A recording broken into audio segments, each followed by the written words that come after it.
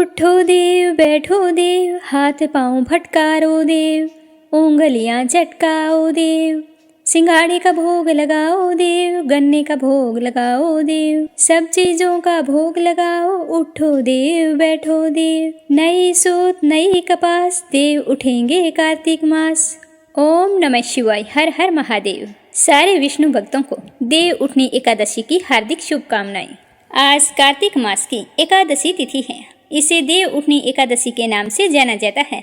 हिंदू धर्म में कार्तिक मास में पड़ने वाली एकादशी का बहुत ही विशेष महत्व है, क्योंकि इस दिन भगवान श्री हरि विष्णु पूरे 4 मास की योग निद्रा से जागते हैं। इसके साथ ही जगत के पालनहार के जागते ही 4 महीनों से रुके हुए सभी तरह के मांगलिक कार्य फिर से शुरू हो जाते हैं।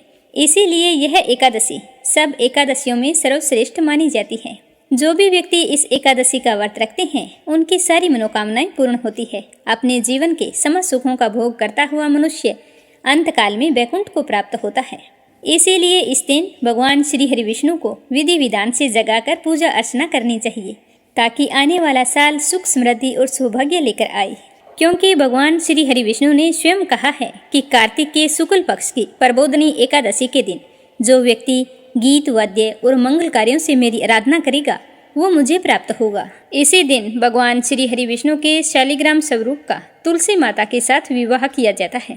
कार्तिक के महीने तुलसी पूजन और तुलसी के समक्ष घी का दीपक जलाने और शालिग्राम के साथ तुलसी माता का विवाह संपन्न कराने से जन्म जन्मांतर के पाप नष्ट हो जाते हैं।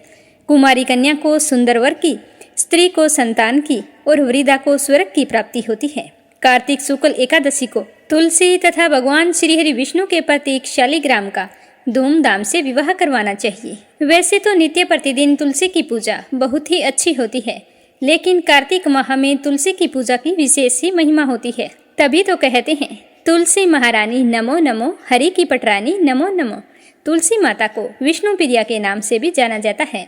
तुलसी पत्तर व मंजरियों से भगवान श्री हरि का पूजन करने से हमें अनंत फलों की प्राप्ति होती है। तो आज अपने सबसे पहले सुनेंगे तुलसी माता के विवाह की कथा। तो आप सभी से मेरा निवेदन है कि कथा को श्रद्धा भाव से पूरा सुनते हुए ज्यादा से ज्यादा शेयर करें। कमेंट बॉक्स में श्री हरि विष्णु के अनंत स्वरूपों की जय हो, तुलसी माता की जय हो जरूर लिखें। भगवान श्री हरि आपकी सारी मनोकामनाएं पूर्ण करे। तो आइए पहले सुनते हैं गणेश जी की कहानी। तो प्रेम से बोलो गणेश गजानन की जय हो। एक बार एक नगर में एक मालिन रहती थी। बीमारी के चलते उसके पति की मौत हो चुकी थी। उसके एक 4 साल का बेटा था। वह उसी के सहारे अपना जीवन यापन करती थी। उसकी सास बहुत ही कठोर हृदय वाली थी। हमेशा अपनी बहू को ताने मारती, कहती कलंकनी निर्भाग कहीं की मेरे बेटे को खा गई। वो चाहे कितना भी काम करे, अपनी सासू माँ की सेवा करे, पर उसकी सास के मुख से कभी भी उसके लिए एक प्यार का शब्द भी नहीं निकला। उसे दुखी देखकर उसकी सास को कभी भी दुख नहीं होता। वो कभी नहीं सोचती कि इस उम्र में पति को गंवाने के बाद बेचारी कितनी दुखी रहा करती होगी। इन सब बातों को नज़रअंदाज करते हुए वह हर समय अपनी बहू के साथ लड़ाई करती थी। जितनी हो सके तकलीफ देती थी, फिर भी उसकी बहू सामने बोलकर कुछ नहीं कहती। तो इतने से भी उसकी सास का मन नहीं भरा। एक दिन उसने अपने गुस्से के चलते अपने पोते और बहू को घर से निकाल दिया। दोनों माँ बेटे रोते रोते घर से चल पड़े। चलते चलते एक जंगल में पहुँच गए। वहाँ जाकर एक बड़े से पेड़ के नीचे बैठ गए। वहाँ से थोड़ी ही दूरी पर एक गणेश जी का मंदिर था। वहाँ पर बहुत सारे लोग गणेश जी के दर्शन करने आते, वहाँ प्रसाद चढ़ाते और फिर वहाँ मौजूद लोगों को बांट देते। तो वो माँ बेटे दोनों गणेश जी के मंदिर में गए। वहाँ जाकर उसकी माँ कहने लगी कि गणेश जी महाराज, मुझसे ऐसी क्या गलती हो गई जिसकी मुझे आप इतनी बड़ी सजा दे रहे हैं। पहले मुझसे मेरे पति को छीन लिया और अब मुझे घर से बेघर कर दिया। अब मैं मेरे बेटे के साथ कहाँ जाऊँ, क्या करूँ, कहाँ रहूँ? अब आप ही मुझे कोई रास्ता दिखाएं। आज आपके सिवा हमारे माँ बेटे का कोई नहीं है। फिर माँ बेटे दोनों मंदिर के आगे बैठ गए। जो लोग गणेश जी का प्रसाद वहाँ पर बांटते, उसी प्रसाद को खाकर माँ बेटे अपना गुजारा करने लगे। सुबह शाम दोनों माँ बेटे गणेश जी की पूजा पाठ करते। एक दिन बैठे बैठे गणेश जी की कृपा से उन दोनों के मन में आया कि क्यों ना हम जंगल से फूल लाकर बेचें। यहाँ पर रोजाना लोग आते हैं। अगर हम फूल माला बनाकर बेचेंगे तो यहाँ आने वाले लोग पूजा के लिए फूल जरूर खरीदेंगे। तो इस तरह सोचकर दोनों माँ बेटे सुबह जल्दी जंगल में से फूल लाकर फूल माला बनाकर वहाँ पर बैठ जाते। जब गणेश जी के भक्त वहाँ पर आते तो उससे फूल खरीदते और बदले में उन्हें कुछ रुपए दे देते। तो इस तरह फूल बेचते बेचते कई दिन हो गए। तो कुछ रुपए इकट्ठे हो गए, तो उन्हीं रुपयों से वो पूजा की सामग्री और प्रसाद भी लाकर बेचने लगे। गणेश जी की कृपा से आमदनी बढ़ने लगी। धीरे धीरे उनके पास इतना रुपया इकट्ठा हो गया कि उन्होंने एक मकान बना लिया और पास ही में एक दुकान बना ली। अब उस दुकान के अंदर पूजा की सारी सामग्री, मिठाइयाँ, फूल, दुर्वा घास गणेश भक्तों के लिए हर समय मौजूद होता। तो सुविधा के लिए सारे लोग वहीं पर आकर उन्हीं की दुकान से सारा सामान खरीदते। तो वहाँ पर एक राजा की लड़की थी जो रोजाना मंदिर में पूजा करने आती थी और मालिन की दुकान से ही सामान खरीदती थी। तो मालिन के बेटे को देखकर राजकुमारी उस पर मोहित हो गई और उससे विवाह करने की सोचने लगी। एक दिन उसने अपनी भाभी से अपने मन की बात कही। तो भाभी अनुभवी थी। उसने कहा कि ननंद बाईसा, यह तो मालिन का बेटा है और तुम एक राजा की बेटी हो। अगर तुम्हारा विवाह इस मालिन के बेटे के साथ किया गया तो इससे हमारी बड़ी बदनामी होगी। पर राजकुमारी नहीं मानी। तो उसकी भाभी ने राजकुमारी की माँ यानी कि अपनी सास से यह बात कही कि हमारी बेटी मालिन के बेटे से प्यार करती है और उसी से शादी करना चाहती है। तो उसकी माँ और पिताजी ने उसे बहुत समझाया, पर वो कहने लगी कि मैंने तो प्रतिज्ञा कर ली है, अगर मैं शादी करूँगी तो उसी से करूँगी, नहीं तो मैं शादी नहीं करूँगी। तो राजा कहने लगा कि बेटा, जब तुमने प्रतिज्ञा कर ली है तो मैं तुम्हारी प्रतिज्ञा को कभी नहीं तोड़ूंगा। तो राजा खुशी खुशी अपनी बेटी का विवाह करने के लिए तैयार हो गई और उन्होंने बड़े धूमधाम से अपनी बेटी का विवाह मालिन के बेटे के साथ कर दिया।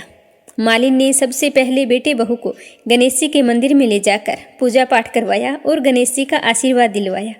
उसके बाद पूरे नगर में यह बात फैल गई कि गणेश जी की पूजा करने से सारे दुख दर्द दूर हो जाते हैं। ये माँ बेटे यहाँ पर आए थे तो बिल्कुल ही गरीब थे। इनके पास खाने के लिए अनाज और पहनने के लिए कपड़े भी नहीं थे। और देखो गणेश जी की कृपा से इनके पास कितना धन हो गया है। और आज इस लड़के की शादी राजकुमार की बेटी के साथ हो गई है। तो सारे गांव वाले उसी गणेश मंदिर पर पूजा करने के लिए आने लगे और उन्हीं की दुकान से सामान खरीदते। तो ऐसा करने से मालिन के बेटे का काम दिन दुगना रात चौगुना तरक्की करने लगा। और उधर जिस दिन से मालिन की सास ने उन माँ बेटे को घर से निकाला था, उसी दिन से उसके अन्नदाता रूठ गए थे। उसके घर में घाटा लगने लगा और सारा सामान बिक गया। धीरे धीरे वह समय भी आ गया जब उस बुढ़िया को एक समय का भोजन भी नसीब नहीं होता था। उसे भूखा मरता देखकर गांव के लोग उस पर बिल्कुल भी दया नहीं दिखाते थे। कहते थे कि अपनी बेचारी विधवा बहू को किस तरह से लड़ाई करके इसने घर से बाहर निकाल दिया है, तो अपनी करनी का फल भुगत रही है। वो तो बेचारी आज ना जाने कहाँ होगी। पहले तो भगवान ने उससे उसका पति छीन लिया और फिर एकमात्र घर का सहारा था जो इस बुढ़िया ने छीन लिया।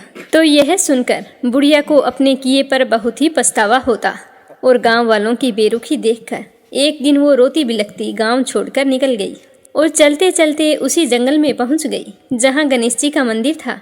वहां पहुंचकर मालिन के बेटे से कहने लगी कि बेटा, मैं तो कई दिनों से भूखी हूँ, मुझे 2 वक्त की रोटी दे दिया करो, इसके बदले में मैं तुम्हारा सारा काम कर दूंगी।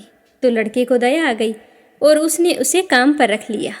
उसने अपने दादी को नहीं पहचाना और उसने उस बुढ़िया को भोजन करवाया।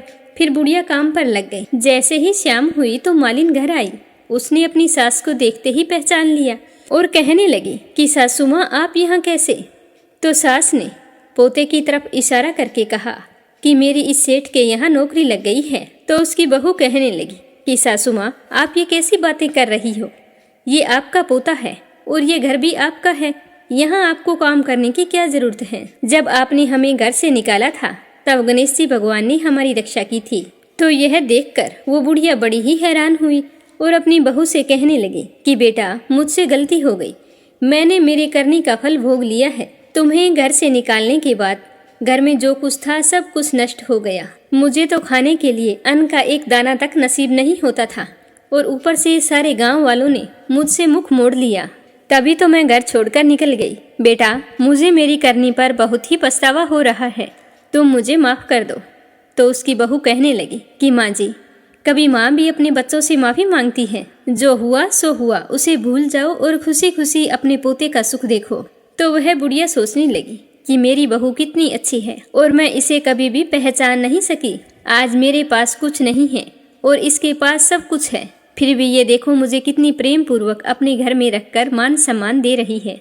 ऐसा सोचते हुए उस बुढ़िया की आंखों से खुशी के आंसू चल पड़े। हे गणेश जी महाराज, जैसा सुख आपने मालिन को दिया वैसा सुख सबको देना। जो आपकी इस कथा को पूरे श्रद्धा भाव से सुने उसकी सारी मनोकामनाएं पूर्ण करना। बोलो गणेश जी भगवान की जय हो। बोलो तुलसी माता की जय हो। एक कथा के अनुसार एक परिवार में ननंद भाभी रहा करती थी। ननंद छोटी थी और उसके माँ बाप की मृत्यु हो चुकी थी। वह अपने भैया भाभी के साथ रहती थी। उसका बचपन से नियम था कि वह तुलसी की बड़ी सेवा करती थी, पर उसकी भाभी को यह सब कुछ फूटी आंख नहीं सुहाता। जब वह तुलसी माता की पूजा करती तो हमेशा ईर्ष्या भरी नजरों से देखती रहती और सोचती कि बहाना लेकर यहाँ बैठ जाती है, घर का कोई काम तो करती नहीं है। कभी कभी तो वो गुस्से में बोल देती कि जब तेरा विवाह हो तो तुलसी ही खाने के लिए बरातियों को दूंगी और तुलसी ही तुझे दहेज में दे दूंगी, क्योंकि तुझे तो तुलसी ही परम प्यारी है और कोई काम से तो तुझे लेना देना है नहीं। कितनी बड़ी हो गई है, घर का कोई काम नहीं करती है। तो वह बेचारी मासूमियत से सुनकर चुप हो जाती, अपनी भाभी को कुछ नहीं कहती। इसी तरह समय के साथ वो बड़ी हो गई तो उसके भैया ने उसके लिए अच्छा सा घर देखकर रिश्ता तय किया और शुभ मुहूर्त देखकर उसका विवाह भी तय कर दिया। जिस दिन उसकी शादी होनी थी तो उसका भाई जैसे ही बरातियों के लिए कुछ खाने पीने का प्रबंध करता तो उसकी पत्नी मना कर देती। उसने कहा कि अगर तुमने ऐसा कुछ किया तो मैं घर छोड़कर चली जाऊंगी। तो अपनी पत्नी का इतना रूखा व्यवहार देखकर वो बड़ा ही दुखी रहता कि बरातियों को मैं क्या खिलाऊंगा, उनका स्वागत सत्कार कैसे करूंगा। जैसे ही बारात घर के सामने आई तो उसकी पत्नी ने तुलसी के गमले को उठाया और बरातियों के सामने उसके टुकड़े टुकड़े करके रख दिए। तो तुलसी माता की कृपा से वे टुकड़े स्वादिष्ट व्यंजनों में बदल गए। फिर वह भाभी अपनी ननंद के पास आई और तुलसी माता की मंजरी लाकर उसके माथे पर, कानों पर, गले में सजा दी और कहने लगी कि तुलसी से प्यारा तुम्हें कुछ नहीं है, इसीलिए यही तुम्हारे गहने हैं, इन्हें पहनकर चली जाओ। वस्त्रों के स्थान पर तुलसी का जनेऊ उतार कर रख दिया। तो तुलसी माता की कृपा से जहाँ जहाँ उसने वो मंजरी पहनी थी वो सारे के सारे सोने के जेवरात बन गई और जहाँ पर जनेऊ रखा था वह जनेऊ रेशमी वस्त्रों में बदल गया। तो यह देखकर उसकी भाभी को बड़ी ही हैरानी हुई और उसका भाई मन ही मन बहुत ही खुश हो रहा था। अब वह तो ससुराल के लिए रवाना हुई तो उसके साथ तो खूब दान दहेज था। ससुराल पहुंचते ही बहुत बड़ाई हुई। तो यह देखकर उसकी भाभी को बड़ी ही हैरानी हुई। सोचने लगी कि तुलसी की पूजा का इतना महत्व है। तो उसकी एक लड़की थी तो वो सोचने लगी कि मैं भी इससे तुलसी की पूजा करवाऊंगी तो इसको भी खूब दान दहेज मिलेगा। तो वह अपनी लड़की से कहती कि बेटा तुम भी तुलसी की सेवा किया कर, देख तेरी बुआ किस तरह तुलसी की सेवा करती थी तो खूब सारा दान दहेज लेकर गई है। पर लड़की का मन तुलसी सेवा में कभी नहीं लगता था। धीरे धीरे समय बीतता गया, लड़की के विवाह का समय आ गया। तो उस लड़की की माँ सोचने लगी कि जैसा व्यवहार मैंने इसकी बुआ के साथ किया था वैसा ही व्यवहार इसके साथ करूंगी ताकि ये भी खूब सारा दान दहेज लेकर जाए और ससुराल में खूब बड़ाई हो। अब उस लड़की की शादी तय कर दी।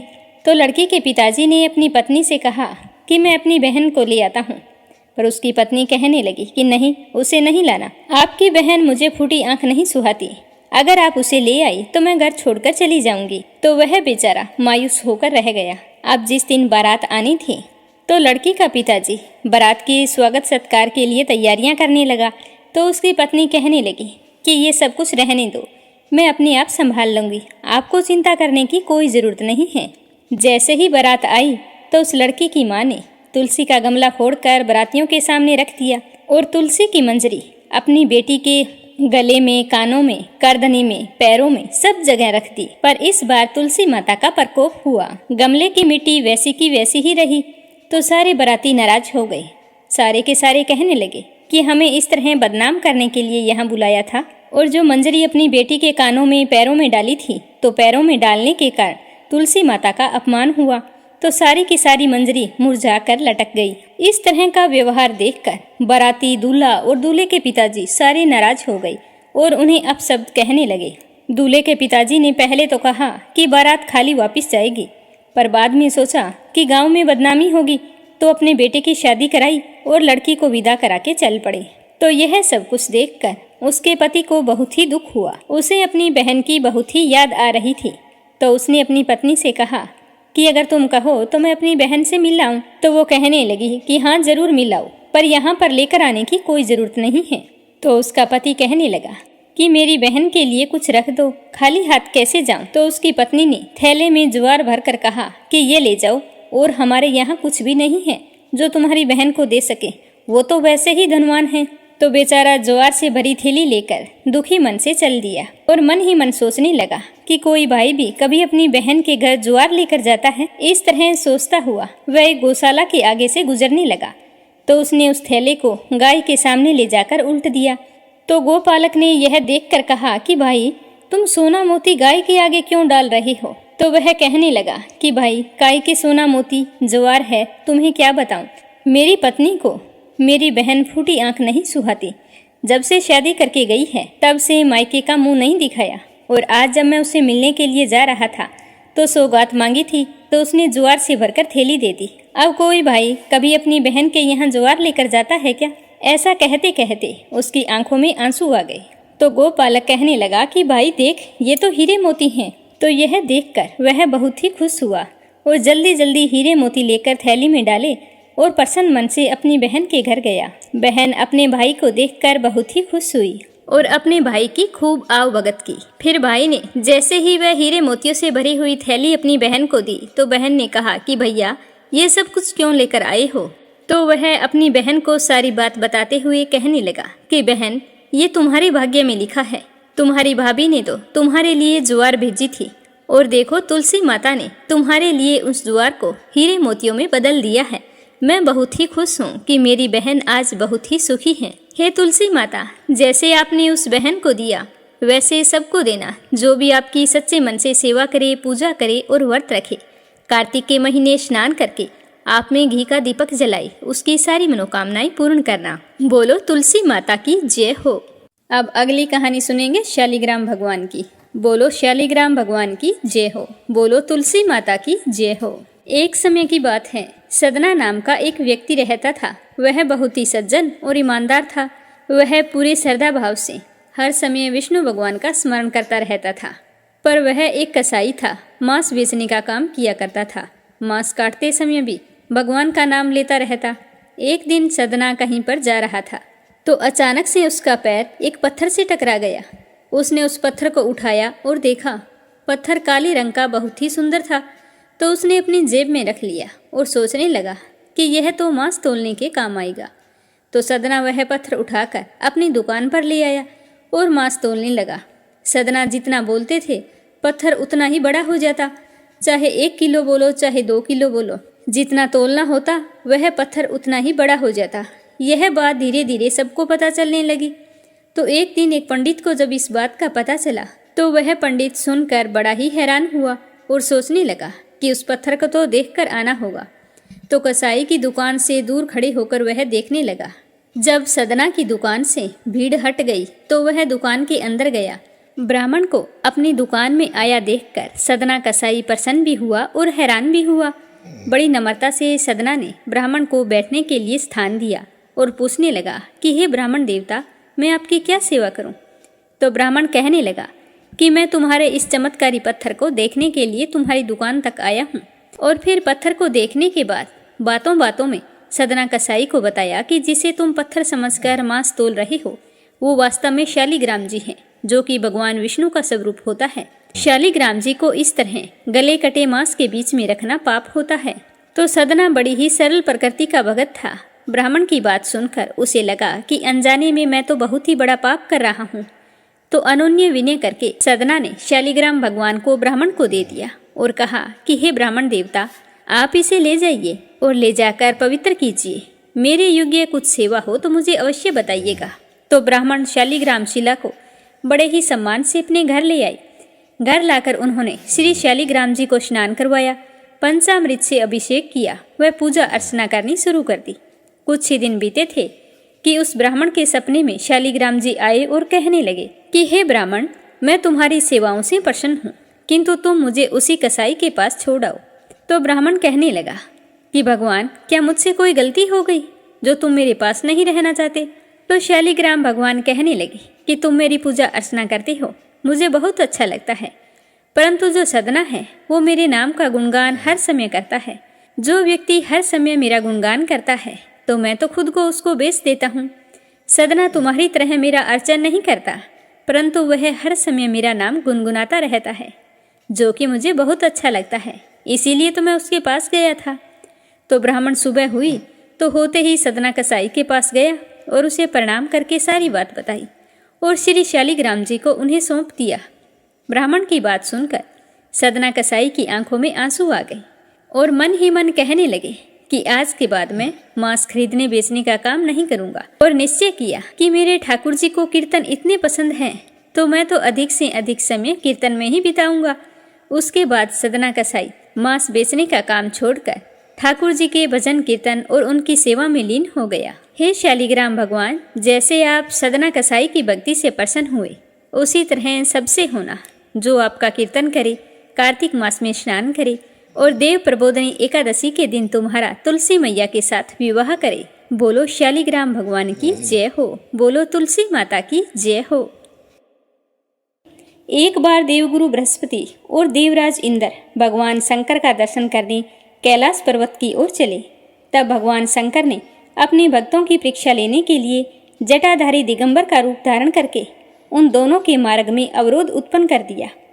यद्यपि वह तेजस्वी, शांत, लंबी भुजा और चौड़ी छाती वाले गौर वर्ण के अपने विशाल नेत्रों से युक्त था तथा सिर पर जटा धारण किए वैसे ही बैठे थे, तो उन भगवान शंकर को ना पहचान कर इंद्र ने उनका नाम व धाम आदि पूछते हुए कहा कि क्या भगवान शंकर अपने स्थान पर हैं या फिर कहीं गए हुए हैं?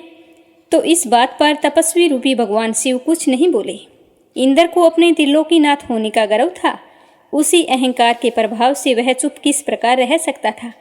उसने क्रोधित होते हुए उस तपस्वी को धुड़क कर कहा कि अरे, मैंने तुझसे कुछ पूछा है और तू है कि बोल ही नहीं रहा। मेरे बात का उत्तर दे, नहीं तो मैं तुझ पर वज्र का प्रहार करता हूँ, फिर देखता हूँ कौन तुझ दुर्मति की रक्षा करता है। इस प्रकार कहते हुए जैसे ही इंद्र ने उस जटाधारी दिगंबर को मारने के लिए हाथ में वज्र लिया, वैसे ही भगवान शिव ने वज्र सहित इंद्र का हाथ स्तंभित कर दिया और विकराल नेत्र करके उसे देखा। उस समय ऐसा प्रतीत हो रहा था कि वह दिगंबर प्रज्वलित हो उठा है और अपने तेज से जला देगा। भुजाएं स्तंभित होने के कारण इंद्र दुखी होने के साथ साथ अत्यंत कुपित भी हो गया, परंतु उस जटाधारी दिगंबर को प्रज्वलित देखकर बृहस्पति जी ने उन्हें भगवान शंकर जानकर प्रणाम किया और दंडवत होकर उनकी स्तुति करने लगे। बृहस्पति भगवान शंकर से कहने लगे कि हे दीनानाथ, हे महादेव, आप अपने क्रोध को शांत कर लीजिए और इंद्र के इस अपराध को क्षमा कीजिए। तो गुरु बृहस्पति के ये वचन सुनकर भगवान शंकर ने गंभीर वाणी में कहा, मैं अपने नेत्रों से निकाले हुए क्रोध को किस प्रकार रोकूं? तब गुरु बृहस्पति ने कहा कि भगवान, आप अपना भक्त वत्सल नाम सार्थक करते हुए अपने भक्तों पर दया कीजिए। आप अपने इस तेज को अन्यत्र स्थापित कीजिए और इंद्र का उद्धार कीजिए। तब भगवान शंकर गुरु बृहस्पति से बोले कि मैं तुम्हारी स्तुति से अत्यंत प्रसन्न हूँ। तुमने इंद्र को जीवन दान दिलवाया है। मुझे विश्वास है कि मेरे नेत्रों की अग्नि अब इंद्र को पीड़ित नहीं करेगी। गुरु से इस प्रकार कहकर भगवान शिव ने अपने मस्तक से निकाले हुए अग्नि में तेज को अपने हाथों में ले लिया और फिर उसे क्षीर सागर में डाल दिया। तत्पश्चात भगवान शंकर अंतर्ध्यान हो गए। इस प्रकार जिसको जो जानने की कामना थी उसे जानकर इंद्र तथा गुरु बृहस्पति अपने अपने स्थान पर चले गए।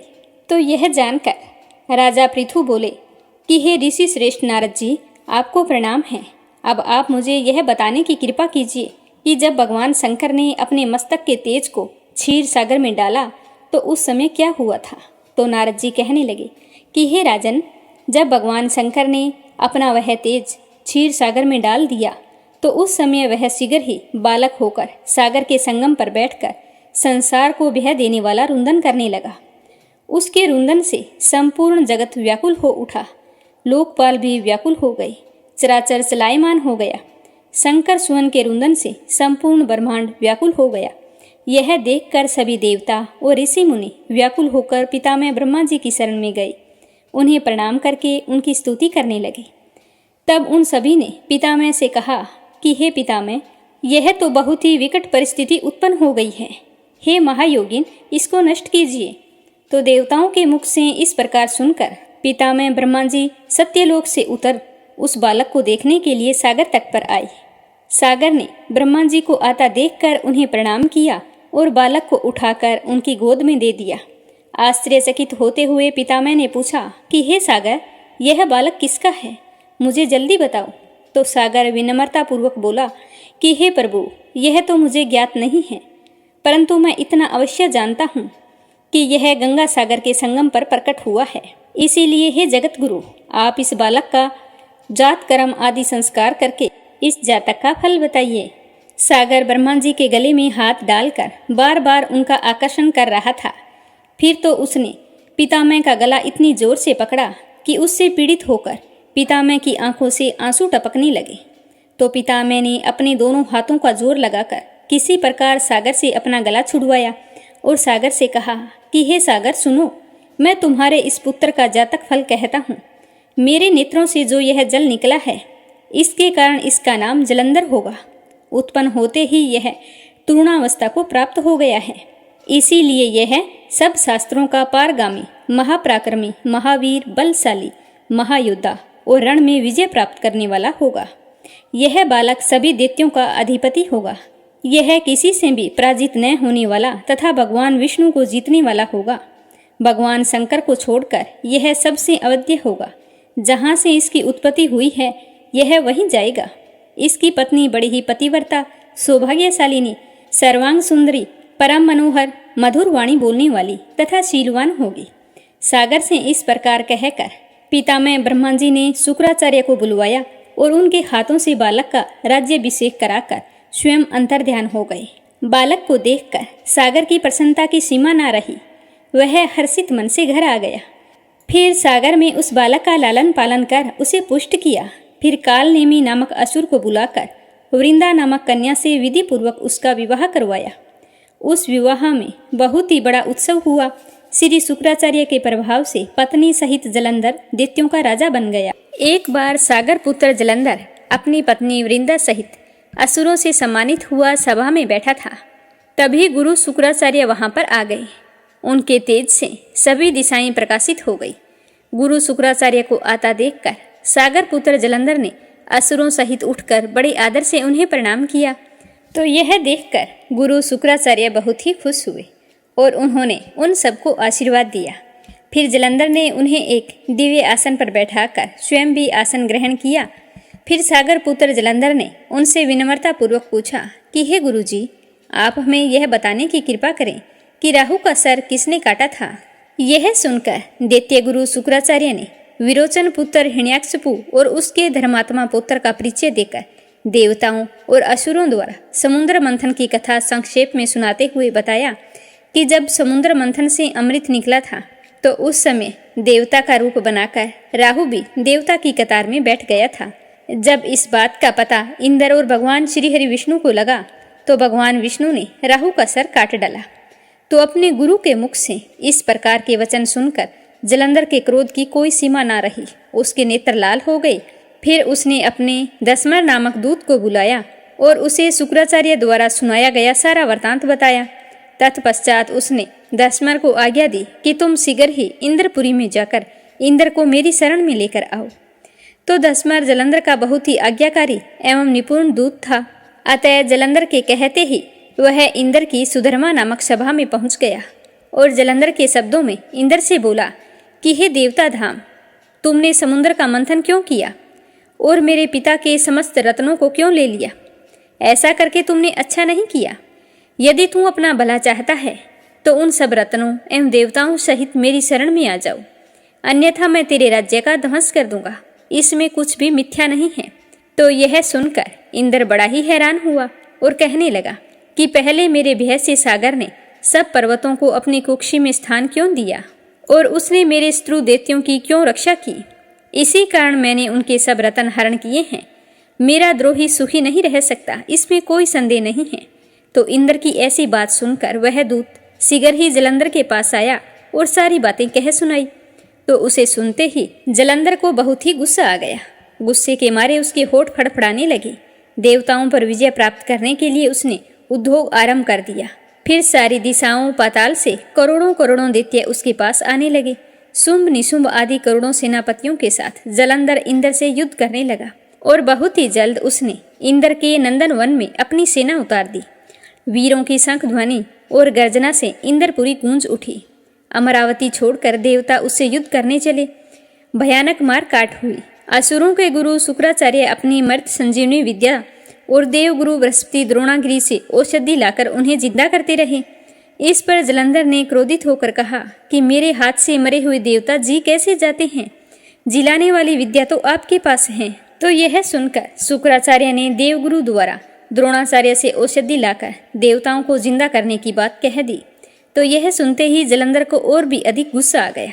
तो उसका गुस्सा देखकर गुरु शुक्राचार्य ने कहा कि यदि शक्ति हो तो द्रोणागिरी को उखाड़कर समुद्र में फेंक दो, तब मेरे कथन की सत्यता प्रमाणित हो जाएगी। तो इस पर जलंधर कुपित होकर जल्द ही द्रोणागिरी पर्वत के पास पहुंचा और अपनी भुजाओं से पकड़कर द्रोणागिरी पर्वत को उखाड़कर समुद्र में फेंक दिया। यह तो भगवान शंकर का तेज था, इसमें जलंधर की कोई विचित्रता नहीं थी।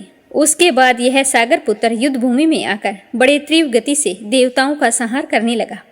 जब द्रोणाचार्य जी औषधि लेने के लिए द्रोणाचल पर्वत पर गए तो वहां पर पर्वत नहीं था। तो वो भयभीत होकर देवताओं के पास आए और कहने लगे कि युद्ध बंद करो, जलंधर को अब नहीं जीत सकोगे। पहले इंद्र ने शिवजी का अपमान किया था। यह सुनकर देवता युद्ध में जय की आशा त्याग कर इधर उधर भाग गए। सिंधु सुत निर्भय हो अमरावती में घुस गया। इंद्र आदि सब देवताओं ने गुफाओं में शरण ले ली। तब इंद्रादिक देवता वहां से भय कंपित होकर भागते भागते बैकुंठ धाम में विष्णु जी के पास पहुंचे। देवताओं ने अपनी रक्षा के लिए उनकी स्तुति की। देवताओं की उस दीन वाणी को सुनकर करुणा सागर भगवान विष्णु ने उनसे कहा कि हे देवताओं, तुम अपने भय को त्याग दो। मैं बहुत जल्द युद्ध करने आऊंगा और युद्ध के मैदान में जलंधर को देखूंगा। तुम्हें परेशान होने की कोई जरूरत नहीं है। ऐसा कहकर भगवान विष्णु गरुड़ पर जाकर बैठ गए। तब समुद्री कन्या लक्ष्मी जी ने कहा कि हे नाथ, यदि मैं सर्वदा आपकी प्रिया और भक्ता हूँ तो मेरा भाई आप द्वारा युद्ध में नहीं मारा जाना चाहिए। तो इस पर विष्णु जी ने कहा कि अच्छा, यदि तुम्हारी ऐसी ही प्रीति है तो उसे मैं अपने हाथों से नहीं मारूंगा, परंतु युद्ध में तो मैं जरूर जाऊंगा, क्योंकि मैं देवताओं को वचन दे चुका हूँ। उन्होंने मेरी बड़ी स्तुति की है। ऐसा कहकर भगवान विष्णु युद्ध के लिए उस स्थान पर जा पहुंचे जहां पर जलंधर विद्वान था। जलंधर और विष्णु के बीच में घोर युद्ध हुआ। विष्णु के तेज से कंपित देवता सिंहनाद करने लगे। फिर तो अरुण के अनुज गरुड़ के पंखों की प्रबल वायु से पीड़ित हो दैत्य इस प्रकार घूमने लगे जैसे आंधी से बादल आकाश में घूम रहे हों। तब अपने वीर दैत्यों को पीड़ित देखकर जलंधर ने क्रोधित होकर विष्णु जी को उद्धत वचन कहकर उन पर कठोर आक्रमण कर दिया। दोनों ओर से गदाओं, बाणों और शूलों आदि का भीषण प्रहार हुआ। दैत्यों के तीक्ष्ण प्रहारों से व्याकुल होकर देवता इधर उधर भागने लगे। तब देवताओं को इस प्रकार भयभीत हुआ देखकर गरुड़ पर चढ़े भगवान युद्ध में आगे बढ़े और उन्होंने अपना सारंग नामक धनुष उठाकर बड़े जोर का टंकार किया। त्रिलोकी शाब्दित हो गई। पल भर में भगवान ने हजारों दैत्यों के सिरों को काट गिराया। फिर तो विष्णु और जलंधर का महासंग्राम शुरू हो गया। बाणों से आकाश भर गया। लोग सारे आश्चर्य करने लगे। भगवान विष्णु ने बाणों के वेग से उस दैत्य की ध्वजा, छतर और धनुष बाण काट डाले। इसे व्यथित हो उसने अपनी गदा उठाकर गरुड़ के मस्तक पर दे मारी। साथ ही क्रोध से उस दैत्य ने विष्णु जी की छाती में एक तीक्ष्ण बाण भी मारा। तो विष्णु जी ने भी इसके उत्तर में उसकी गदा काट डाली और सारंग धनुष पर बाण चढ़ाकर उसको बींधना शुरू कर दिया। इस तरह का वार देखकर जलंधर भी अपने पैने बाण बरसाने लगा। उसे विष्णु जी को कई पैने बाण मारकर वैष्णव धनुष को काट दिया। धनुष के कट जाने पर भगवान ने गदा ग्रहण कर ली और शीघ्र ही जलंधर को खींच कर मारी। परंतु उस अग्निवत अमोघ गदा की मार से भी वह दैत्य कुछ भी चलायमान न हुआ। उसका कुछ नहीं बिगड़ रहा था। उसने एक अग्निमुख त्रिशूल उठाकर विष्णु जी पर छोड़ दिया। विष्णु जी ने शिव जी के चरणों का स्मरण करके नंदन नामक त्रिशूल से उसके त्रिशूल को छेद दिया। तो जलंधर ने झपट कर विष्णु जी की छाती पर एक जोर का मुक्का मारा। इसके उत्तर में भगवान विष्णु ने भी उसकी छाती पर अपनी एक मुष्टि का प्रहार किया। फिर दोनों घुटने टेक कर बाहुओं और मुष्टिकों से बाहु युद्ध करने लगे। कितनी ही देर तक भगवान उसके साथ युद्ध करते रहे। तब सर्वश्रेष्ठ मायावी भगवान उस दैत्यराज से मेघवाणी में बोले कि अरे रण दुर्मंद, दैत्य श्रेष्ठ, तू धन्य है जो इस महायुद्ध में इन बड़े बड़े आयुधों से भी भयभीत नहीं हुआ। तेरे इस युद्ध से मैं बहुत ही प्रसन्न हूँ। तू जो चाहे वरदान मांग। तो मायावी विष्णु की ऐसी वाणी सुनकर जलंधर ने कहा कि हे भावुक, यदि आप मुझ पर इतने ही प्रसन्न हैं तो यह वरदान दीजिए कि आप मेरी बहन तथा अपने सारे कुटुंबियों सहित मेरे घर पर निवास करें। तो उसके ऐसे वचन सुनकर विष्णु जी को दुख तो हुआ, किंतु उसी क्षण देवेश ने तथास्तु कह दिया। अब विष्णु जी सब देवताओं के साथ जलंधरपुरी में जाकर निवास करने लगे। जलंधर अपनी बहन लक्ष्मी और देवताओं सहित विष्णु को वहां पाकर बड़ा ही प्रसन्न हुआ। फिर तो देवताओं के पास जो भी रत्न आदि थे सबको लेकर जलंधर पृथ्वी पर आया। निशुम्भ को पाताल में स्थापित कर दिया और देव, दानव, यक्ष, गंधर्व, सिद्ध, सर्प, राक्षस, मनुष्य आदि सबको अपना वंशवर्ती बनाकर त्रिभुवन पर शासन करने लगा। उसने धर्म अनुसार सुपुत्रों के समान प्रजा का पालन किया। उसके धर्म राज्य में सभी सुखी थे। तब उसको इस प्रकार धर्म पूर्वक राज्य करते हुए देखकर सारे देवता क्षुब्ध हो गए। उन्होंने देवादिदेव शंकर का मन में स्मरण करना शुरू कर दिया। तब भक्तों की कामना पूर्ण करने वाले शंकर ने नारद जी को बुलाकर देव कार्य की इच्छा से उनको वहां भेजा। शंभु भक्त नारद शिव जी की आज्ञा से देवपुरी में गए। इंद्रादिक सभी देवता व्याकुल हो शीघ्रता से उठकर नारद जी को उत्कंठा भरी दृष्टि से देखने लगे। अपने सारे दुखों को कहकर उन्हें नष्ट करने की प्रार्थना करने लगे। तब नारद जी ने कहा कि मैं सब कुछ जानता हूँ, इसीलिए अब मैं दैत्यराज जलंधर के पास जा रहा हूँ। ऐसा कहकर नारद जी देवताओं को आश्वासन देकर जलंधर की सभा में आए। तो जलंधर ने नारद जी के चरणों की पूजा करके हंसते हुए कहा कि हे ब्राह्मण, कहिए आप कहाँ से आ रहे हैं और यहाँ कैसे आए हैं? मेरे करने योग्य जो सेवा हो उसकी आज्ञा दीजिए।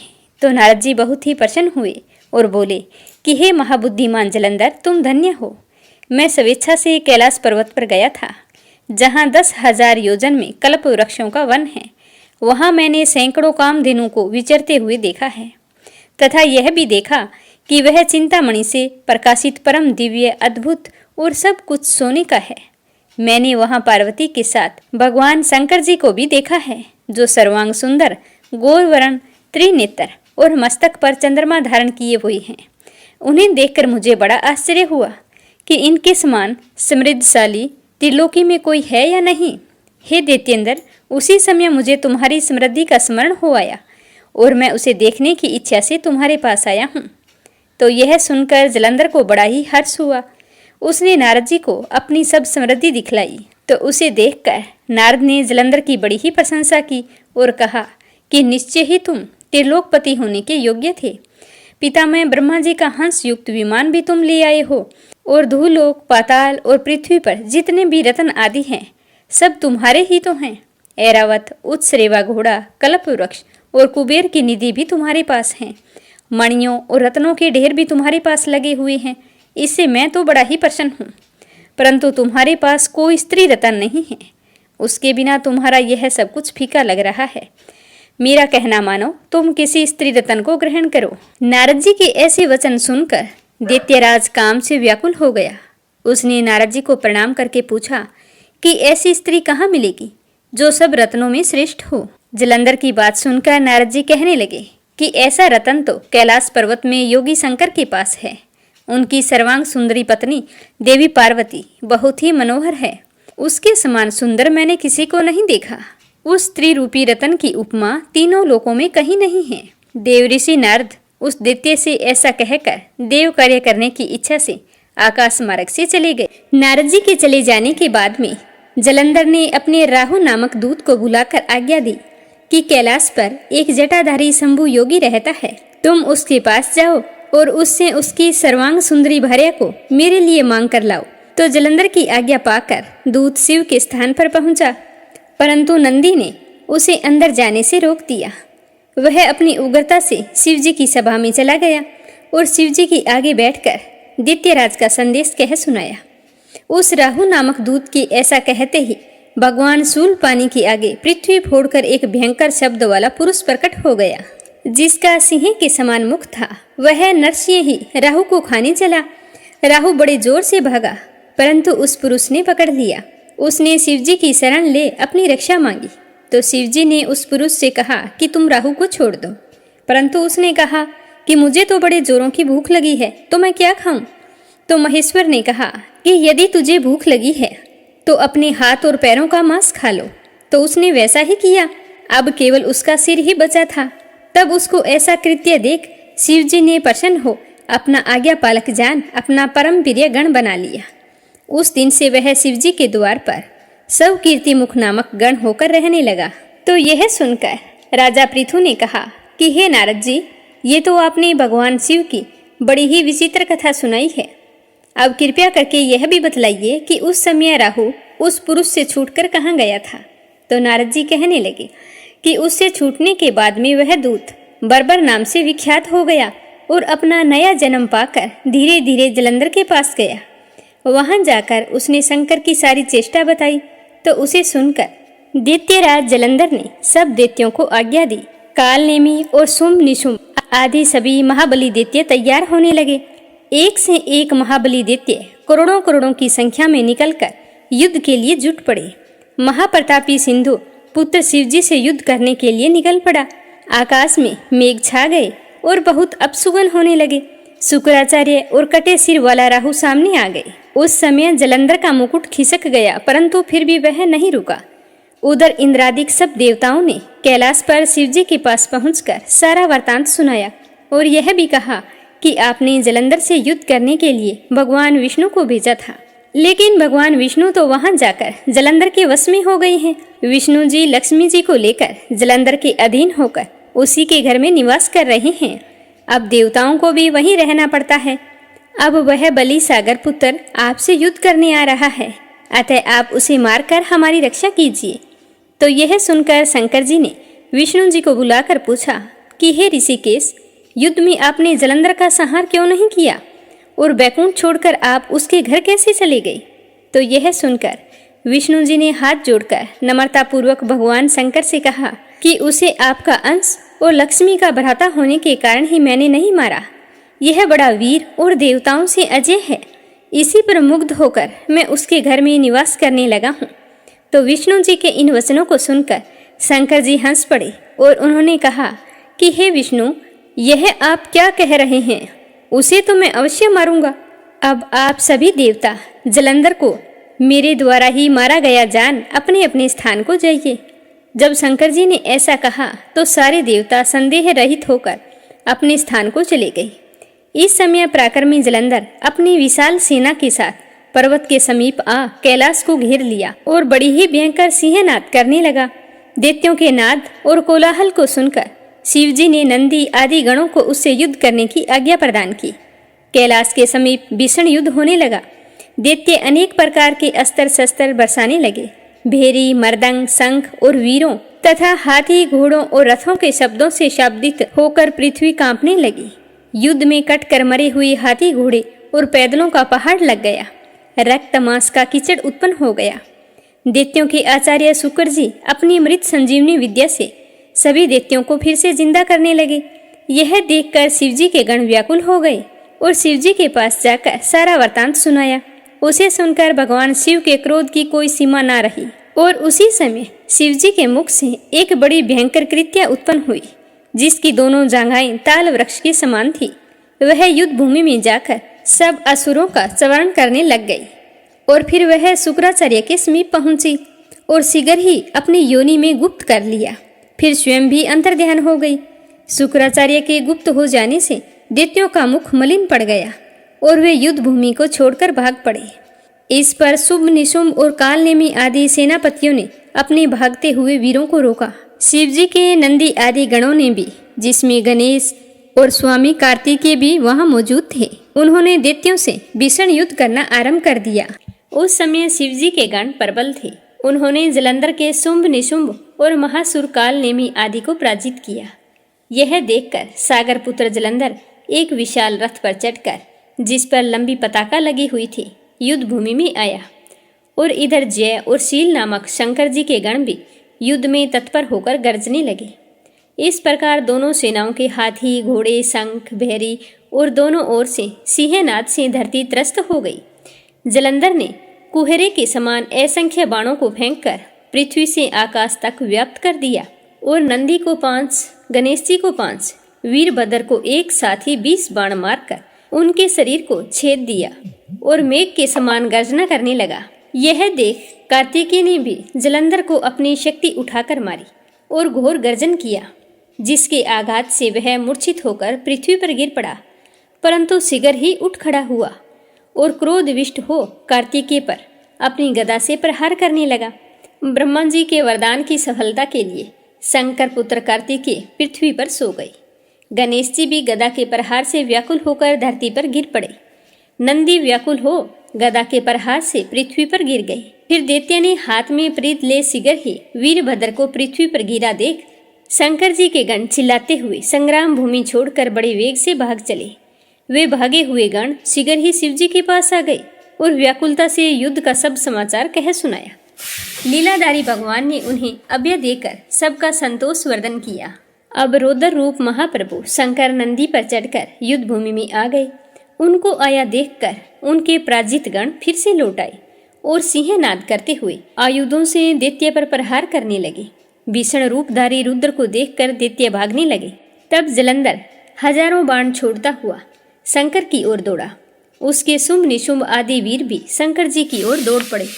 इतने में शंकर जी ने जलंधर के सब बाण जालों को काटकर अपने अन्य बाणों की आंधी से दैत्यों को अपने फरसे से मार डाला। खड़गोरमा नामक दैत्य को अपने फरसे से मार डाला और बलाहक का भी सिर काट दिया। धमासर भी मारा गया और शिवगण चीसी ने प्रचंड नामक दैत्य का सिर काट डाला। किसी को शिवजी के बैल ने मारा और कई उनके बाणों द्वारा मारे गए। यह देखकर जलंधर अपने शुंभादिक दैत्यों को धिक्कारने और भयभीतों को धैर्य देने लगा, पर किसी प्रकार भी उसके भयग्रस्त दैत्य युद्ध को न आते थे। जब दैत्य सेना पलायन आरंभ कर दिया, तब महाक्रोधित जलंधर ने शिवजी को ललकारा और 70 बाण मारकर शिवजी को दग्ध कर दिया। शिवजी उसके बाणों को काटते रहे, यहाँ तक कि उन्होंने जलंधर की ध्वजा, छत्र और धनुष को भी काट दिया। फिर 7 बाण से उसके शरीर को भी तीव्र आघात पहुंचाया। धनुष के कट जाने से जलंधर ने गदा उठाई। शिवजी ने उसकी गदा के टुकड़े टुकड़े कर दिए। तब उसने समझा कि शंकर जी मुझसे अधिक बलवान हैं, अतः उसने गंधर्व माया उत्पन्न कर दी। अनेक गंधर्व अप्सराओं के गण पैदा हो गए। वीणा और मृदंग आदि बाजों के साथ नृत्य व गान होने लगा। तो उसे देखकर अपने गणों सहित रुद्र भी मोहित हो एकाग्र हो गए। उन्होंने युद्ध बंद कर दिया और काम मोहित जलंधर बड़ी शीघ्रता से शंकर का रूप धारण करके वृषभ पर बैठकर पार्वती के पास पहुंचा। उधर जब पार्वती ने अपने पति को आते देखा तो अपनी सखियों का साथ छोड़ दिया और आगे आ गई। उन्हें देखकर कामातुर जलंधर का वीर्यपात हो गया और उसके पवन से वह जड़ भी हो गया। गौरी ने उसे दानव समझा। वह अंतर्ध्यान होकर उत्तर की मानस पर चली गई और पार्वती ने विष्णु जी को बुलाकर दैत्य धन का वह कृत्य बताया और यह प्रश्न किया कि क्या आप इसे अवगत हैं? तो भगवान विष्णु ने उत्तर दिया कि आपकी कृपा से मुझे सब ज्ञात है। हे माता, आप जो भी आज्ञा करेंगी मैं उसका पालन करूंगा। जगत माता ने विष्णु जी से कहा कि उस दैत्य ने जो मार्ग खोला है उसका अनुसरण उचित है। मैं तुम्हें आज्ञा देती हूँ कि उसकी पत्नी का पतिव्रत धर्म नष्ट कर दो, तभी उस दैत्य को मारा जा सकता है। तो पार्वती जी की आज्ञा से विष्णु जी छल करने के लिए जलंधर के नगर की ओर चले गए। राजा पृथु ने कहा कि हे नारद जी, अब आगे बताइए कि विष्णु जी ने जाकर क्या किया? क्या सच में जलंधर की पत्नी का पतिव्रत धर्म नष्ट कर दिया? नारद जी कहने लगे कि जलंधर के नगर में जाकर विष्णु जी ने उसकी पतिव्रता स्त्री वृंदा का पतिव्रत भंग करने का विचार किया। वे उसके नगर के बाग में जाकर ठहर गए और रात में उसको स्वप्न में दिखाई दिए। वह भगवान विष्णु की माया और विचित्र कार्य पद्धति थी। विष्णु जी की माया से जब वृंदा ने वह सपना देखा कि उसका पति नंगन होकर सिर पर तेल लगाए महिष पर चढ़ा है, वह काले रंग के फूलों की माला पहने हुए है तथा उसके चारों ओर हिंसक जीव हैं, वह सिर मुड़ाए हुए अंधकार में दक्षिण दिशा की ओर जा रहा है। उसने नगर को अपने साथ समुद्र में डूबा हुआ इत्यादि बहुत सारे स्वप्न देखे। तो वह आए हुए स्वप्न के बारे में विचार कर रही थी। तभी उसे सूर्यदेव को उदय होते देखा। तो सूर्य में से उसे एक छिद्र दिखाई दिया। वह कांतिहीन था। तो वृंदा उसे अपसुगन मानकर भयभीत हो गई। रोती हुई छज्जे, अटारी, भूमि सारी जगह घूम रही थी, पर उसे कहीं भी शांति प्राप्त नहीं हुई। फिर वह अपनी 2 सखियों के साथ उपवन में गई। वहां भी उसे शांति नहीं मिली। फिर वह बाग से निकलकर जंगल में चली गई। वहां उसने सिंह के समान 2 भयंकर राक्षसों को देखा, जिससे वह भयभीत होकर भागने लगी। उसी क्षण उसके समक्ष अपने शिष्यों सहित शांत मौनी तपस्वी वहां आ गया। भयभीत वृंदा उसके गले में अपना हाथ डालकर उससे रक्षा की याचना करने लगी। मुनि ने अपनी एक ही हुंकार से उन राक्षसों को भगा दिया। वृंदा को आश्चर्य हुआ तथा वह भय से मुक्त होकर मुनिनाथ को हाथ जोड़कर प्रणाम करने लगी।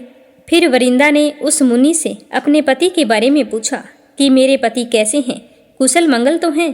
तो उसी समय 2 वानर मुनि के समक्ष आकर हाथ जोड़कर खड़े हो गए, और ज्यों ही मुनि ने बकुटी संकेत किया, त्यों ही वे उड़कर आकाश मार्ग से चले गए। फिर जलंधर का सिर और धड़ लेकर मुनि के आगे आकर खड़े हो गए।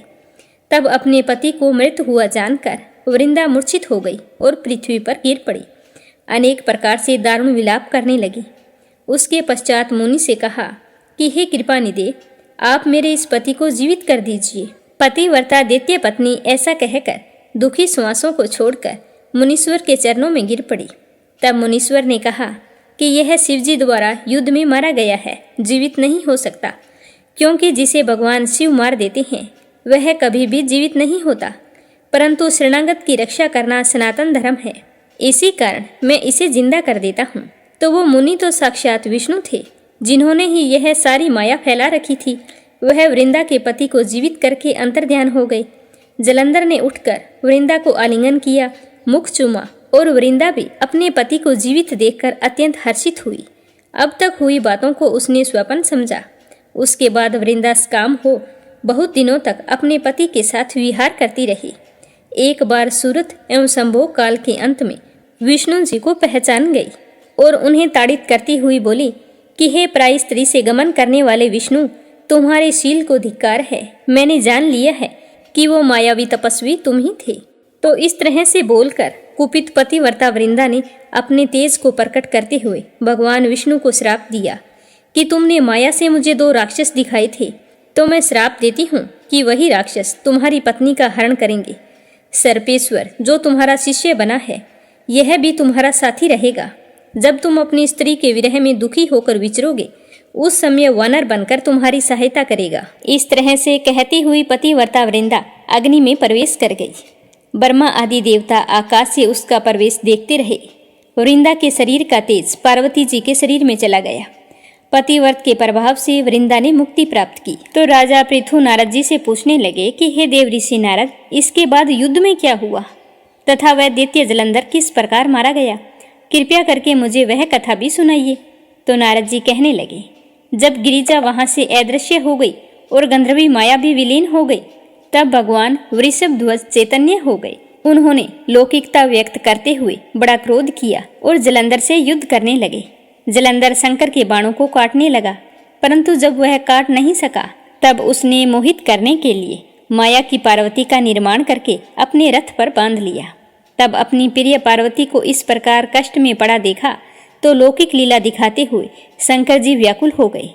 शंकर जी ने भयंकर रौद्र रूप धारण कर लिया। अब उनके रौद्र रूप को देख कोई भी दैत्य उनके सामने खड़ा होने में समर्थ नहीं रह सका।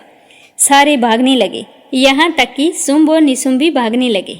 तो शिवजी ने उन शुंभ और निशुंभ को श्राप देकर बड़ा धिक्कारा और कहा कि तुम दोनों ने मेरा बड़ा ही अपराध किया है। तुम युद्ध से भागते हो, भागते को मारना पाप है, इसीलिए मैं तुम्हें नहीं मारूंगा, परंतु अब गौरी तुमको मारेगी। शिवजी के ऐसा कहने पर सागर पुत्र जलंधर क्रोध से अग्नि के समान प्रज्वलित हो उठा। उसने शिवजी पर घोर बाण बरसाकर धरती पर अंधकार कर दिया। तब उस दैत्य की ऐसी चेष्टा देखकर शंकर जी बड़े ही क्रोधित हुए तथा उन्होंने अपने चरणांगुष्ठ से बनाए हुए सुदर्शन चक्र को चलाकर उसका सर काट दिया। एक प्रचंड शब्द के साथ उनका सिर पृथ्वी पर गिर पड़ा और अंजन पर्वत के समान उसके शरीर के 2 खंड हो गए। उसके खून से संग्राम भूमि व्याप्त हो गई। शिवाज्ञा से उसका रक्त और मांस महारोरव में जाकर रक्त का कुंड हो गया। उसके शरीर का तेज निकलकर शंकर जी में वैसे ही प्रवेश कर गया जैसे वृंदा का तेज गौरी के शरीर में प्रविष्ट हुआ था। जलंधर को मरा हुआ देखकर देवता और गंधर्व सारे के सारे प्रसन्न हो गए। जलंधर के मारे जाने के बाद में ब्रह्मा आदि देवता नमस्तक होकर भगवान शिव की स्तुति करने लगे। वे बोले कि हे देवादि देव, आप प्रकृति से परे पार ब्रह्मा और परमेश्वर हैं। आप निर्गुण निर्विकार व सबके ईश्वर होकर भी नित्य अनेक प्रकार के कर्मों को करते हैं। हे प्रभु, हम ब्रह्मा आदि समस्त देवता आपके दास हैं।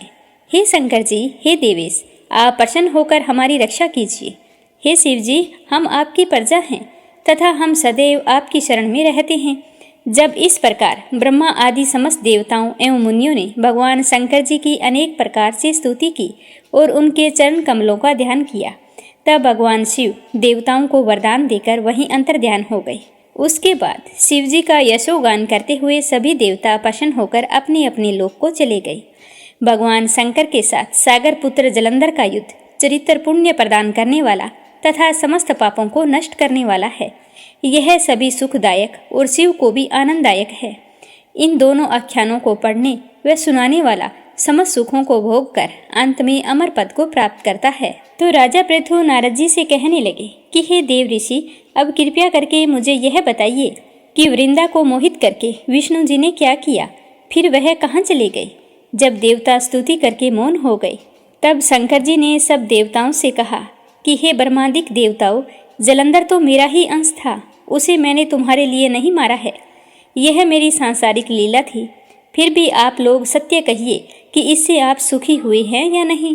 तब ब्रह्मादिक देवताओं के नेत्र हर्ष से खिल गए और उन्होंने शिव जी को प्रणाम कर विष्णु जी का वह सारा वृतांत कह सुनाया जो उन्होंने बड़े प्रयत्न से वृंदा को मोहित किया था। तब वह अग्नि में प्रवेश कर परम गति को प्राप्त हुई थी। तो देवताओं ने यह भी कहा कि तभी से वृंदा की सुंदरता पर मोहित हुए भगवान विष्णु उनकी चिता की राख लपेटकर इधर उधर घूम रहे हैं। अतः आप उन्हें समझाइए, क्योंकि यह सारा चराचर आपके अधीन है। देवताओं से यह सारा वृतांत सुन शंकर जी ने उन्हें अपनी माया समझाई और कहा कि उसी से मोहित विष्णु भी काम के वश में हो गए हैं। परंतु महादेवी उमा त्रिदेवों की जननी सबसे परे वह मूल प्रकृति परम मनोहर और वही गिरजा भी कहलाती है। अतः विष्णु का मोह दूर करने के लिए आप सब उनकी शरण में जाइए। शंकर जी की आज्ञा से सब देवता मूल प्रकृति को प्रसन्न करने चले। उनके स्थान पर पहुंचकर उनकी बड़ी स्तुति की। तब यह आकाशवाणी हुई कि हे देवताओं, मैं ही 3 प्रकार से 3 गुणों से पृथक होकर स्थित सत्य गुण से गोरा, रजोगुण से लक्ष्मी और तमोगुण से ज्योति रूप हूँ। अतः आप लोग मेरी रक्षा के लिए उन देवियों के पास जाओ, तो वे तुम्हारे मनोरथों को पूर्ण कर देंगी। यह सुनकर देवता भगवती के वाक्यों का आदर करते हुए गौरी, लक्ष्मी और सरस्वती को प्रणाम करने लगे। सब देवताओं ने भक्ति पूर्वक उन सब देवियों की प्रार्थना की। उस स्तुति से तीनों देवियां प्रकट हो गई। सभी देवताओं ने खुश होकर निवेदन किया। तब उन देवियों ने कुछ बीज देकर कहा कि इसे ले जाकर बो दो, तो तुम्हारे सारे कार्य सिद्ध हो जाएंगे। तो ब्रह्मादिक देवता उन बीजों को लेकर विष्णु जी के पास गए। वृंदा की चिता भूमि में उन बीजों को डाल दिया, तो उससे धात्री, मालती और तुलसी प्रकट हुई थी। विदात्री के बीज से धात्री, लक्ष्मी के बीज से मालती और गौरी के बीज से तुलसी प्रकट हुई थी। विष्णु जी ने ज्यों ही उन स्त्री रूप वाली वनस्पतियों को देखा तो वे उठकर बैठ गए। कामातुर चित्त से मोहित हो उनसे याचना करने लगे। दात्री और तुलसी ने उनसे प्रीति की। विष्णु जी सारा दुख भूल देवताओं से नमस्कृत हो अपने लोक वैकुंठ में चले। वह पहले की तरह सुखी होकर शंकर जी का स्मरण करने लगे। अब अपने सुनते हैं कार्तिक स्नान की कथा। बोलो लक्ष्मीपति नारायण के अनंत स्वरूपों की जय हो। एक समय की बात है, किसी गांव में एक साहूकार रहता था। उसके एक बेटा और एक बहू भी थे। साहूकार के बेटे की बहू कार्तिक के महीने में रोजाना सुबह जल्दी उठकर गंगा स्नान के लिए जाती थी। उसका नियम था कि वह कभी भी पराये पुरुष का मुंह नहीं देखती थी। एक राजा का बेटा भी सुबह सवेरे गंगा स्नान के लिए जाता था। वह देखकर हैरान होता कि मैं बहुत जल्दी आता हूँ स्नान करने के लिए, लेकिन कोई तो है जो मुझसे भी पहले आकर स्नान करके चला जाता है। तो राजा का बेटा रोजाना सुबह जल्दी आने की कोशिश करता, पर साहूकार की बहू उससे भी पहले स्नान करके चली जाती। ऐसा करते करते कार्तिक का महीना बीतने वाला था। सिर्फ अंतिम 5 दिन बाकी बचे थे।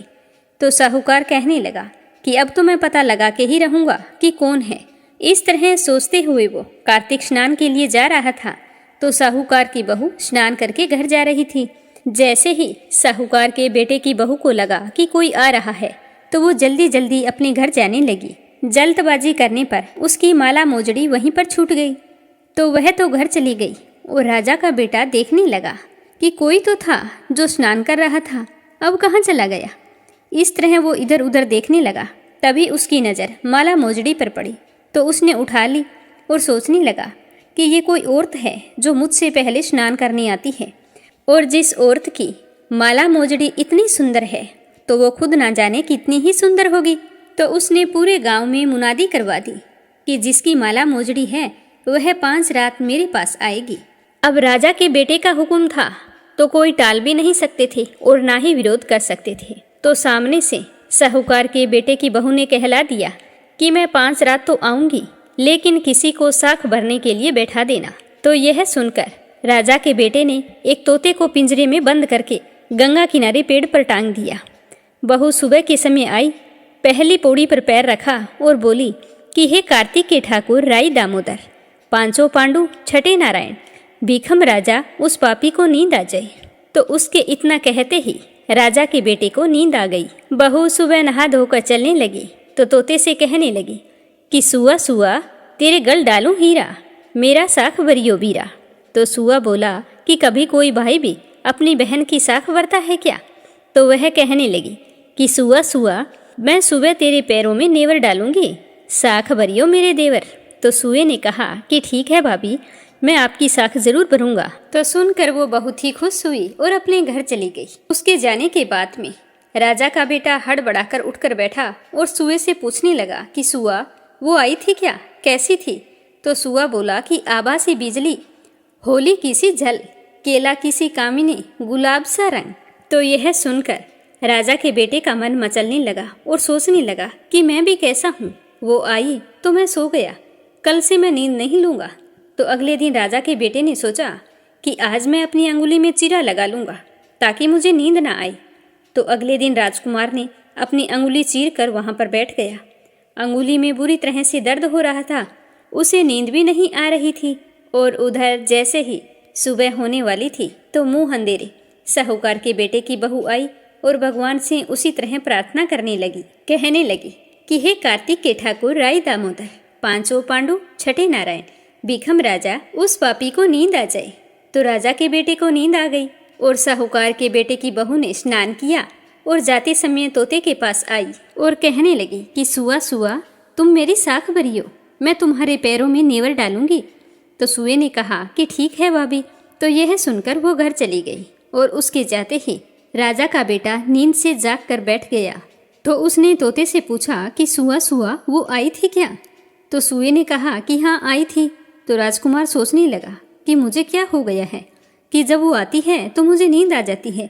आज मैं बिना बिस्तरे के बैठूंगा और सारी रात बैठे बैठे बिताऊंगा। तो इस तरह तीसरे दिन साहूकार के बेटे की बहू स्नान करने आई तो उसने फिर भगवान से प्रार्थना की और राजकुमार को नींद आ गई।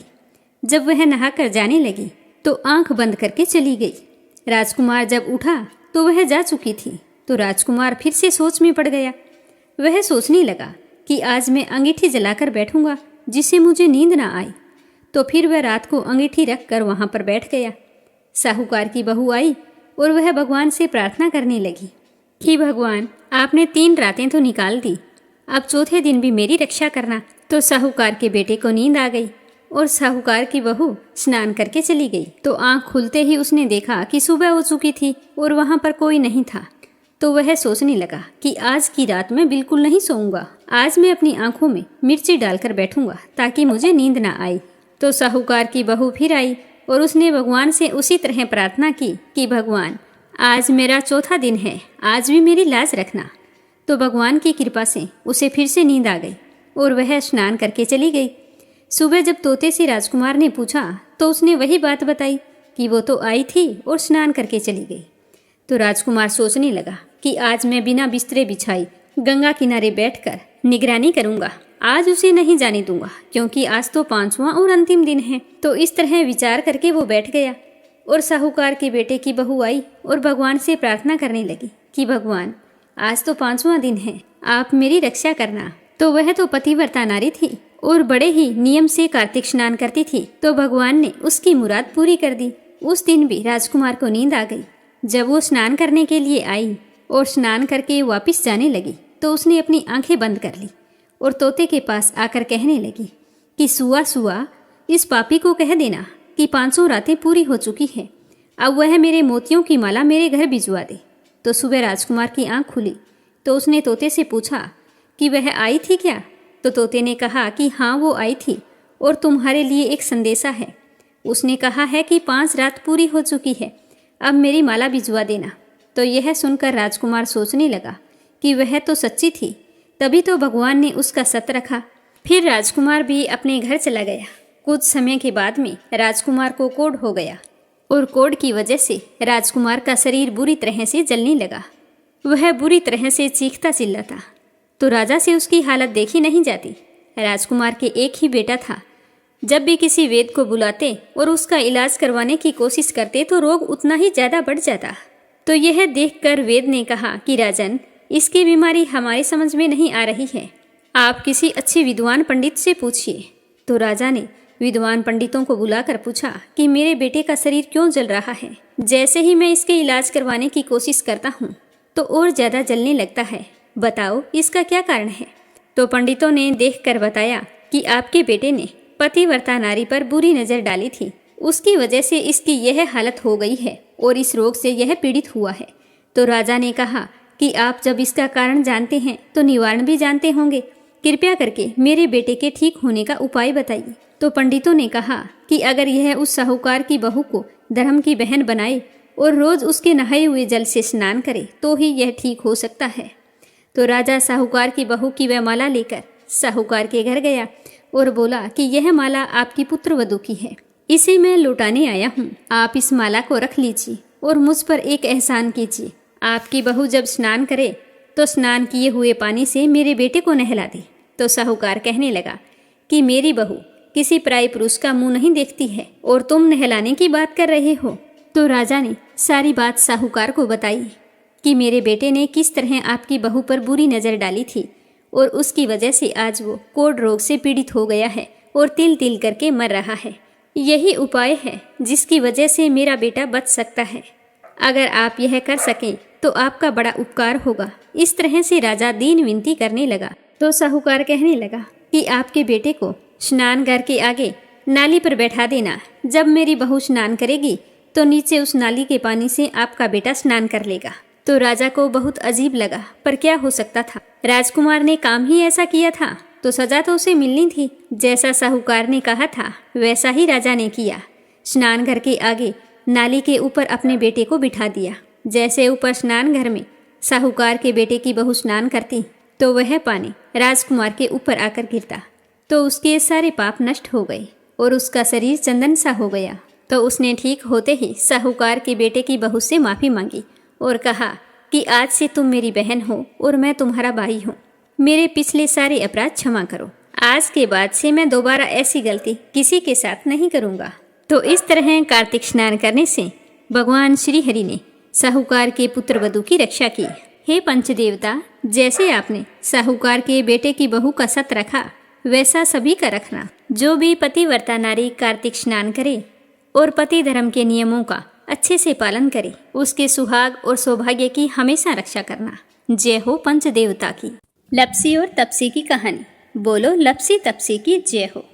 प्राचीन समय की बात है, एक गांव में लप्सी और तपसी नाम के 2 भाई रहा करते थे। तपसी हमेशा भगवान की सेवा में लीन रहता था, लेकिन लप्सी हमेशा सवा सेर लापसी बनाता, भगवान को भोग लगाकर फिर स्वयं भोजन कर लेता। दोनों भाइयों का यही नियम था। एक दिन दोनों भाइयों में बहस छिड़ गई कि कौन बड़ा है। तो लप्सी कहने लगा कि मैं बड़ा हूँ, क्योंकि मैं तो लापसी बनाकर भगवान को रोजाना भोग लगाता हूँ। मैं कभी भी भगवान को भूखा नहीं रहने देता। तो तपसी कहने लगा कि मैं बड़ा हूँ, क्योंकि मैं सारा दिन भगवान की तपस्या करता हूँ। तो इस तरह करते करते दोनों जोर जोर से लड़ने लगे। तभी वहाँ से नारद मुनि गुजर रहे थे। उन दोनों को लड़ते हुए देखा तो उनके पास आए और लड़ने का कारण पूछने लगे। तो तपसी कहने लगा कि हे देव ऋषि, आप ही बताइए कि कौन बड़ा है। मैं कहता हूँ कि मैं बड़ा हूँ। लपसी इस बात को मानने के लिए तैयार नहीं है। ये कहता है कि मैं बड़ा हूँ। तो दोनों की बात सुनकर नारद मुनि कहने लगे कि मैं इसका फैसला तो कर दूंगा, लेकिन कल करूंगा। कल सुबह जल्दी आऊँगा और आपको बता दूंगा कि तुम दोनों में से कौन बड़ा है। तो अगली सुबह तपसी रोजाना की तरह नहा धोकर पूजा करने के लिए जा रहा था।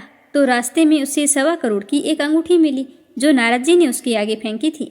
तो तपसी ने जल्दी जल्दी इधर उधर देखा और अंगूठी को उठा लिया और तपस्या करने बैठा तो अपने पैर के नीचे दबाकर बैठ गया। लपसी रोजाना की तरह स्नान करके आया और 1.25 सेर लापसी बनाई। पहले भगवान को भोग लगाया, फिर स्वयं लापसी जिमने के लिए बैठ गया। तभी वहाँ पर नारद जी आ गए और कहने लगे कि लपसी बड़ा है। तो तपसी कहने लगा कि इसका क्या कारण हो सकता है, ये कैसे बड़ा है, ये कभी पूजा पाठ नहीं करता है। तो नारद जी कहने लगे कि इसके मन में लालच नहीं है, जो भी करता है बड़े ही श्रद्धा भाव से करता है। इसका नियम है कि रोजाना भगवान को भोग लगाना। इसका नियम कोई भी भंग नहीं कर सकता, लेकिन तुम्हारा नियम भंग हो चुका है। तो तपसी कहने लगा कि कैसे, मैं नियम से रोजाना भगवान की पूजा करता हूँ। तो नारद मुनि कहने लगे कि तुम खड़े होकर अपना पैर उठाओ। तो तपसी जैसे ही खड़ा हुआ तो उसके पैर के नीचे 1.25 करोड़ की अंगूठी पड़ी थी। तो नारद जी कहने लगे कि तूने इसे चुराया है, जिससे तेरी तपस्या भंग हो गई है। तपसी हाथ जोड़कर नारद जी के सामने खड़ा हो गया और कहने लगा कि मुझसे गलती हो गई, आज के बाद मैं ऐसी गलती कभी नहीं करूँगा। मैंने बहुत ही सच्चे मन से पूजा की है। आप ही मुझे बताइए कि मुझे मेरी पूजा का फल कैसे मिल सकता है। मैं आपसे वादा करता हूँ कि आज के बाद मैं कभी चोरी नहीं करूँगा। तो उस तरह उसके दीन वचन सुनकर नारद जी को उस पर दया आ गई और नारद जी कहने लगे कि तेरी तपस्या का फल कार्तिक स्नान करने वाला ही दे सकता है। तो तपसी पूछने लगा कि वो कैसे। तो नारद जी ने बताया कि कार्तिक माह में कार्तिक स्नान करके जो भी सारी कहानियाँ सुनकर तुम्हारी कहानी नहीं सुनेगा, तो उसके कार्तिक स्नान का पुण्य फल उससे छूटकर तुम्हें मिलेगा। अगर कोई दिए से दिया जलाएगा तो उसका पुण्य फल भी तुझे ही मिलेगा। अगर घर की सारी साफ सफाई करके दहलीज की सफाई नहीं करेगा तो उसका पुण्य फल भी तुझे ही मिलेगा। रोटी सारी बना ले, लेकिन गाय और कुत्ते की रोटी ना बनाए तो उसका पुण्य फल भी तुझे ही मिलेगा। और घर पर बहन सुवासिनी आने पर उसे सूट साड़ी तीवल जो कुछ भी देते हैं, भेंट स्वरूप अगर कुछ पैसे नहीं देंगे तो उसका पुण्य फल भी तुझे ही मिलेगा। तो इस तरह नारद जी ने तपसी को पुण्य प्राप्ति का मार्ग बताया, जिसे सुनकर तपसी बहुत ही प्रसन्न हुआ और भगवान की पूजा में लीन हो गया। तभी से कहा जाता है कि हर व्रत कथा और कहानी के बाद में लपसी तपसी की कहानी जरूर सुननी चाहिए। इस कहानी को सुने बिना हमें चाहे कार्तिक का महीना हो या वैशाख का महीना हो, हमें उसके स्नान का पुण्य फल नहीं मिलता है। जब कहानी समाप्त हो जाती है तो इस तरह से कहना चाहिए कि लपसी का फल लपसी को मिले, तपसी का फल तपसी को मिले। हमारी कहानी का, हमारे पूजा पाठ और हमारे व्रत का पुण्य फल हमें मिले। बोलो लपसी तपसी की जय हो। तो आज कार्तिक मास की कथा सुनकर आप सबको कैसा लगा, कमेंट करके जरूर बताना। भगवान श्री हरि आपकी सारी मनोकामनाएं पूर्ण करे। कल फिर मिलेंगे कार्तिक स्नान की कथा और कार्तिक मास महात्म्य के अगले अध्याय के साथ। आप सभी की मंगल कामना के साथ। ओम नमः शिवाय। हर हर महादेव।